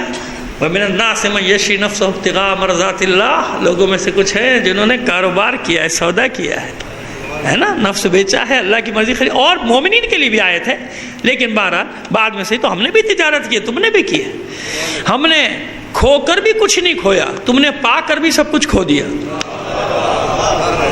ہم نے کھو کر بھی کچھ نہیں کھویا، سب پا لیا. تم نے پا کر سب کچھ کھو دیا. کیوں؟ وہ جو معیار تھا غدیر خم کا، اس کو ہم نے یاد رکھا، دوستوں نے بھلا دیا کہ معیار یہ ہے. تم سب کے لیے میدان کھلا ہوا تھا، سارے میدان حاضر تھے، آتے نا ان میدانوں میں کام کرتے. نہیں کیا. اب ہر جگہ علی علی ہوئی تو ہم کیا کریں؟ آج بھی علی علی نہیں کر رہے ہو تو مار کھا رہے ہو. کرنے لگو گے جیتنے لگو گے. سیدھی سی بات ہے، 2-4 والی بات. اور جہاں بھی آج علی علی ہو رہا ہے نا، وہی لوگ مار رہے ہیں دہشت گردوں کو. باقی تو ان سے پٹ کے بھاگے. ایک ہی جگہ پٹائی ہو رہی ہے ان کی. وہ شیر نر، اس کو میں کہتا ہوں شیر نر، حسن نصر اللہ. جب پہلی بار یہ اندر گھسے تھے نا دہشت گرد عراق کی سرزمین پر، اور آج اس کی بات صحیح ثابت ہو رہی ہے. 3-4 سال پہلے جب اٹیک ہوا ہے پہلا، اور گھستے چلے آ رہے تھے، سارا قبضہ کرتے پہنچ گئے تھے کربلا نجف کے دروازے تک پہنچ گئے تھے، یعنی شہر کی سرحد. اب تو 300-400 کلومیٹر دھکیل کے پھینک دیا ان ملونوں کو. جہنم کی آگ میں روزانہ پھینکے جاتے ہیں درجنوں کے حساب سے. اس نے کہا تھا تو بڑی غلطی کی تم نے ادھر آنے کی، یہ کربلا ہے. اور یہ خطاب اس نے سامراجی فوجوں سے بھی کیا تھا. انہی کی مدد سے آ رہے تھے نا وہ آگے بڑھتے ہوئے، وہ ان کو فیسیلیٹ کر رہے تھے نا، پھر پٹ کے خود بھی بھاگے وہ بھی بھاگے. کہ یاد رکھنا یہ کربلا ہے، اور کربلا سے کبھی کوئی یزید فاتح نہیں گیا. تم نے بڑی غلطی کی. حسن نصر اللہ کے جملے تھے. تم نے بڑی غلطی کی ہے کربلا کی طرف آ کے. یاد رکھو اب اسی کربلا میں یزیدیت کی طرح تمہاری وہ شکست ہوگی کہ پھر وہ آنے والی دنیا تک تم پر لعنتیں پڑتی رہیں گی. اور ہمیں ڈھونڈنے کے لیے جانا پڑتا. یہ بھی اس کے جملے ہیں. ساری دنیا سے جا رہے تھے نا مدد کرنے، سارے دہشت گرد جمع، ادھر سے بھی جاؤ ادھر سے بھی جاؤ، بخت چند پچن سارے جو ہے سارے پہنچے جاؤ. بھائی اتنا بڑا لاکھوں کا لشکر بناؤ. اس نے مدد نہیں مانگی، کسی سے مدد نہیں مانگی. حسن نصر اللہ نے پتہ ہے کیا کہا؟ وہ تو کہا پوری دنیا میں جہاں بھی ہے بھیج دو. ہم تو خود یہی چاہتے ہیں کہ سب ادھر جمع ہو جاؤ تاکہ ڈھونڈنے کے لیے ہمیں کہیں جانا نہ پڑے. یہ ہے کربلا. جو کربلا کو سمجھتا ہے اور جس کو حسینیت زندہ باد اور یزیدیت مردہ آبادی کا نہیں پتا، وہ کربلا کو کیا سمجھے گا؟ اسے کیا پتا کربلا کیا ہے. یہ کربلا، کربلا شیروں کی جگہ ہے. مردان خداگاہ و خدا مست کی مرکز ہے، محور ہے، قبلہ عاشقان ہے کربلا. کربلا کو جس نے سمجھا اس کے لیے موت ایک کھیل سے زیادہ کوئی حیثیت نہیں. حجل عروسی بن جاتی ہے موت. آنی ہے بابا، آنی ہے. پھر کیا مسئلہ؟ ہر وقت حسین دل و دماغ میں رہے گا تو بس پھر موت کیا ہے؟ موت تو آنی ہے. ایکسیڈنٹ ہو جاتا ہے، مر جاتا ہے، ڈوب گیا مر گیا، یہ ہو گیا مر گیا، ہارٹ اٹیک ہو گیا، مرنا ہے نا. تو دعا وہ کرو کہ وہ موت آئے جو حسین کو پسند آئے. تو یہ ہے کربلا، یہ ہے کربلا. کیوں؟ اس لیے کہ کائنات کا قیمتی ترین خون یہاں بہا ہے. وہ خون جسے خون خدا قرار دیا گیا. سار اللہ سار اللہ سار اللہ. بار بار عرض کرتا ہوں کہ قرآن میں اس کی مثالیں موجود ہیں. یہ مجاز، یہ جو میں کہہ رہا ہوں یہ کیا ہے؟ سار اللہ مجاز ہے. مجاز خون خدا، جیسے ید اللہ کہا گیا قرآن مجید میں، کہا نا مختلف مقامات میں مثالیں دیتے رہتے ہیں. مجاز سار اللہ وابن سارے، اے خون خدا اور اے خون خدا کے بیٹے. یعنی اتنا پاک اور محترم خون بہایا گیا کربلا کی زمین پر کہ عرش مولا بن گئی کربلا کی زمین. عرش مولا سے بھی آگے بڑھ گئی تقدس میں زمین. یہ وہ زمین بن گئی کہ صدیوں تک مٹانے کی کوشش کرتے رہے لوگ، اور ہمیشہ عاشق جاتے رہے، جانے لٹاتے رہے. آج کروڑوں لوگ، کروڑ جاتے 2-3 کروڑ تو چیلم کی بات ہے نا، سارے سال کی بات کر رہا ہوں، کروڑ۔ دنیا میں اگر کسی جگہ سب سے زیادہ لوگ جاتے تو کون سی جگہ ہے؟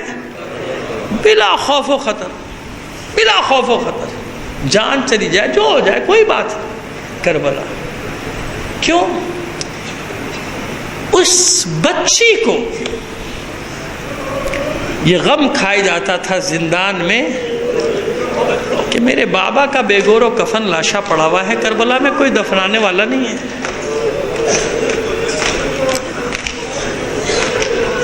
اس بچی کو معلوم ہے کہ کربلا کی سرزمین میں میرے ششماہ بھائی علی اصغر کا خون ہے، لہو ہے۔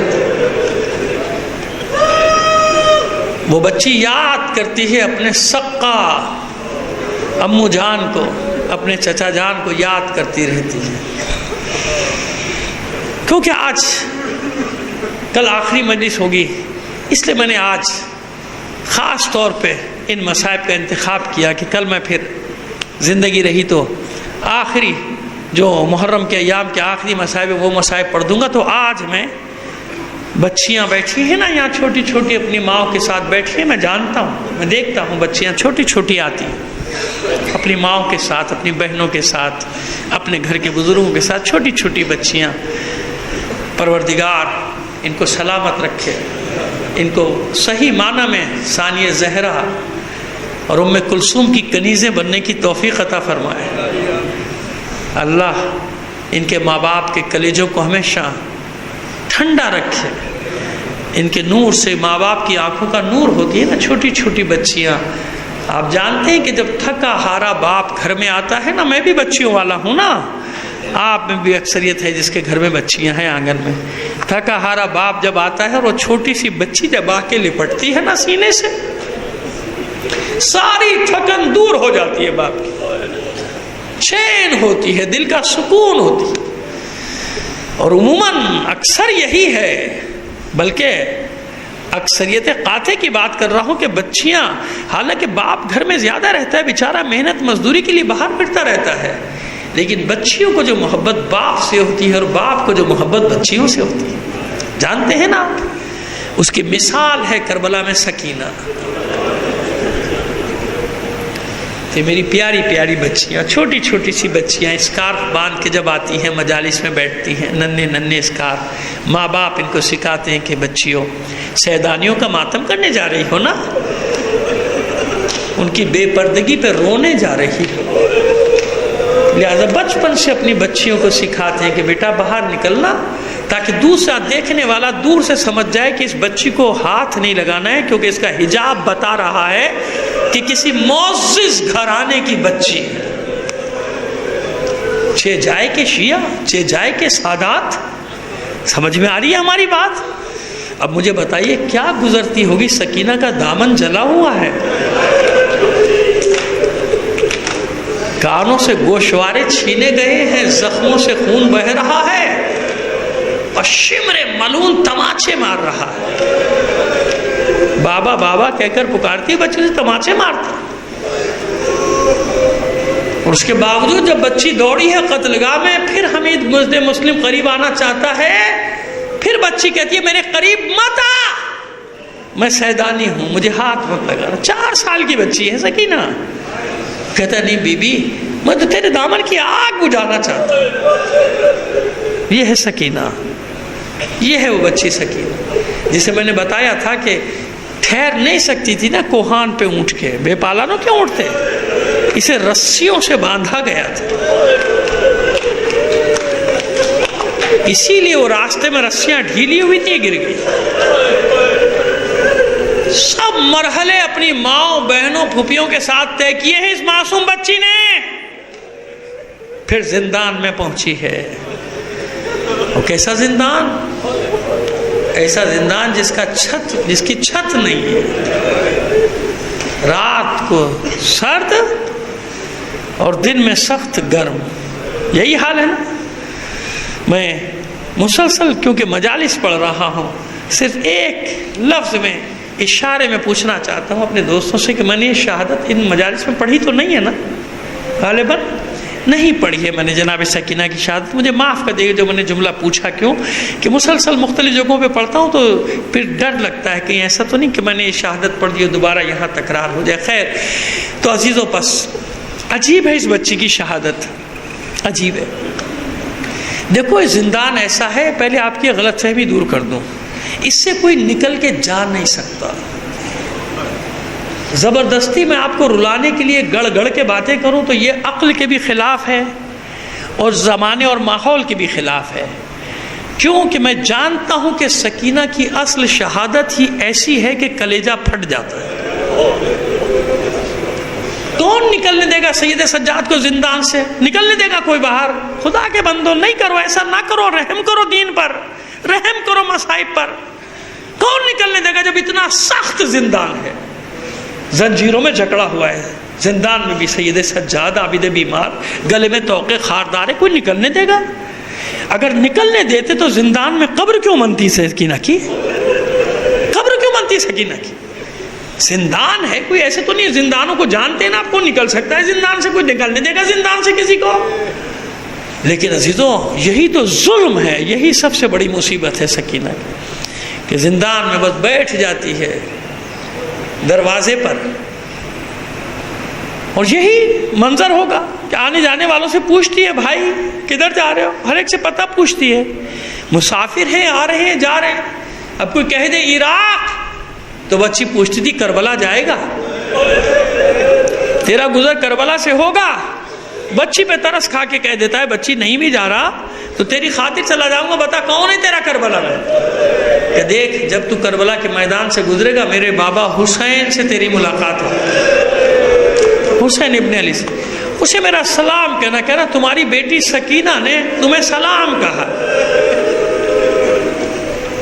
یہی کچھ بیان کیا جاتا ہے جناب سکینہ کے باب میں۔ وہ مسافر سے کہتی ہے بچی کہ اگر میرا بابا تجھ سے یہ کہے کہ میں سکینہ کو خیمے میں چھوڑ کر آیا تھا تو پلٹ کر کہہ دینا کہ اپنی آنکھوں سے شام کے زندان میں دیکھ کر آیا ہوں سلاخوں کے پیچھے۔ وہ اس بچی پر روتا ہوا اس کی مصیبت پہ آگے بڑھ جاتا تھا، روتا ہوا۔ ہر روز یہی معمول، شام ہوتی ہے، زندان میں اندھیرا ہوتا ہے، پھر بچی کا گریہ شروع ہو جاتا ہے، لیکن بالآخر رو رو کے تھک کے سو جاتی ہے۔ مگر ایک شام ایسی آئی کہ پہلے سے زیادہ اور عجیب انداز میں بچی گریہ کرتی ہے اپنے بابا کو یاد کر کر کے، لیکن بالآخر گریہ کرتے کرتے تھک کے غش میں چلی جاتی ہے۔ میں یہ تو نہیں کہہ سکتا کہ سکینہ سو جاتی ہوگی، ہاں روتے روتے بے ہوش ہو جاتی ہوگی، روتے روتے غش آ جاتا ہوگا بچی کو۔ کچھ اطمینان ہوا بیویوں کو کہ بچی سو گئی، لیکن کچھ ہی دیر کے بعد اچانک آنکھ کھلی سکینہ کی، اور اب جو گریہ شروع کیا، بابا بابا میرے بابا کہاں ہو بابا؟ ماں نے گود میں لیا، میری لاڈلی میری بچی سکینہ چپ ہو جا، تیرا گریہ کلیجہ چاک کیے دیتا ہے، نہ رو ایسے۔ بچی کہتی ہے اماں میں کیسے نہ رہوں، ابھی تو بابا میرے پاس بیٹھے تھے۔ پھوپھی زینب نے اپنی آغوش میں لے لیا، میری بچی سکینہ ایسے نہ رو، ایسے نہ رو، کلیجہ پھٹا جاتا ہے۔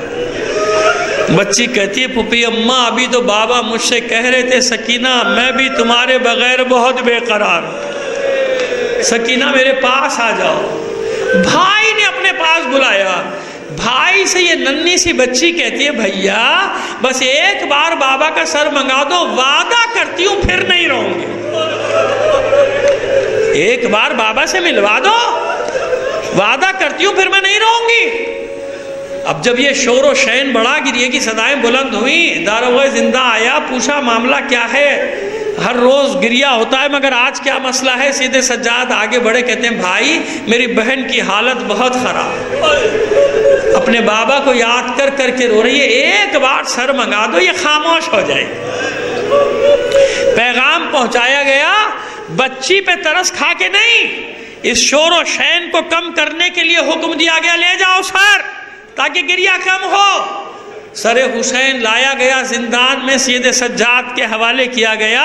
سید سجاد نے بابا کا سر آغوش میں لیا، آنسوؤں کا نذرانہ دیا، رخساروں پہ رخسار رکھے، پیشانی کو بوسے دیے، اور پھر اس کے بعد آواز دی سکینہ لو بابا کا سر آ گیا۔ بابا کا نام سنا بچی دوڑی اور بھائی سے بابا کا سر لیا، وہیں زمین پہ بیٹھ گئی، آغوش میں بھر لیا سر کو، رخساروں پہ رخسار رکھ دیے بابا کے۔ عجیب انداز میں بیان کرتی ہے، بابا مجھے چھوڑ کر کہاں چلے گئے؟ جب مجھے چھوڑ کر جانا ہی تھا تو ساتھ کیوں لائے تھے؟ بابا آپ جانتے تھے کہ آپ کے بغیر آپ کی سکینہ نہیں رہ سکتی، تو پھر سینے پر سونے کا عادی کیوں بنایا تھا؟ بابا آپ چلے گئے مگر سکینہ عصر عاشور سے لے کر آج تک سو نہیں سکی۔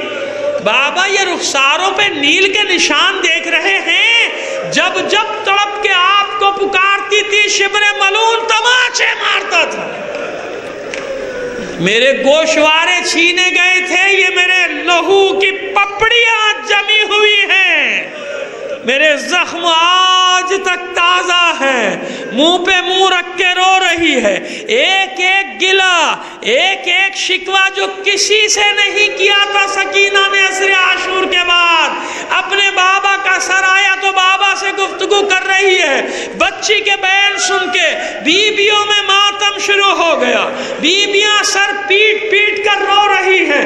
اچانک سکینہ کی آواز بھی بند ہو گئی، آنکھیں بھی بند ہو گئی، سکینہ کی آنکھیں بھی بند ہو گئی، آواز بھی بند ہو گئی، ماں کے دل کو قرار آ گیا، میری بچی سو گئی۔ زینب نے اطمینان کا سانس لیا، سکینہ سو گئی، سب بیویاں مطمئن ہو گئی کہ بابا کا سر ملا، سکینہ آرام سے سو گئی۔ بس ایک ہستی ہے زندان میں، ادھر سکینہ کی آواز بند ہوئی، آنکھیں بند ہوئی، سید سجاد اپنی جگہ سے کھڑے ہوئے کہتے ہوئے انا للہ و انا الیہ راجعون، تڑپ کر کھڑی ہوئی زینب فرماتی ہے بیٹا سید سجاد ابھی تو میری بچی سوئی ہے، یہ تم نے کیسا کلمہ زبان پہ جاری کیا؟ سید سجاد کے اشک جاری ہیں، فرماتے ہاں پھوپھی اماں میری بہن سو گئی، مگر اب ایسی سوئی ہے کہ قیامت کے دن اسی زندان سے اٹھائی جائے گی، اسی کرتے میں، اسی پیراہن میں۔ سید سجاد نے وہیں بیویوں کی مدد سے سکینہ کی قبر بنائی، دفنا دیا، آنسوؤں سے تر کیا، قیدی رہا ہو گئے، واقعہ کربلا تمام ہو گیا، آزاد ہو گئے، ناقوں پہ بیٹھ رہے ہیں، کربلا جانے کے لیے سوار ہو رہے ہیں۔ اچانک ثانیہ زہرا نے بلایا سید سجاد کو، بیٹا تمہاری ماں ام رباب کا پتہ نہیں چلتا کہاں ہے؟ جناب سید سجاد فرماتے پھوپھی اماں میرے پیچھے پیچھے آئیے، آگے آگے سید سجاد، پیچھے سب بیویاں، کچھ دور چلے تھے۔ ثانیہ زہرا فرماتی ہے بیٹا یہ تو تم زندان کی طرف جا رہے ہو، کوئی جواب نہیں دیا۔ سید سجاد نے زندان کے دروازے تک پہنچے، دروازہ کھولا، داخل ہو گئے اندر۔ اب جو بیویاں اندر داخل ہوئی کیا منظر تھا، ام رباب قبر سکینہ پہ ایسے چھائی ہوئی تھی جیسے بچی کو اپنی آغوش میں لیا ہوا ہے، بیان کر رہی ہے اے میری بچی سکینہ، ارے تو نے سنا ہم آزاد کر دیے گئے، اے میری بچی سکینہ بہت یاد کرتی تھی مدینے کو، ارے سنا ہم مدینے جا رہے ہیں، میری بچی ناقے تیار ہیں، اماریاں لگا دی گئی، تیرے بغیر میں کیسے مدینے چلی جاؤں؟ اگر مدینے میں کسی نے سوال کر لیا کہ میری بہن کو کہاں چھوڑ آئے تو تیری دکھیاری ماں اس کو کیا جواب دے گی؟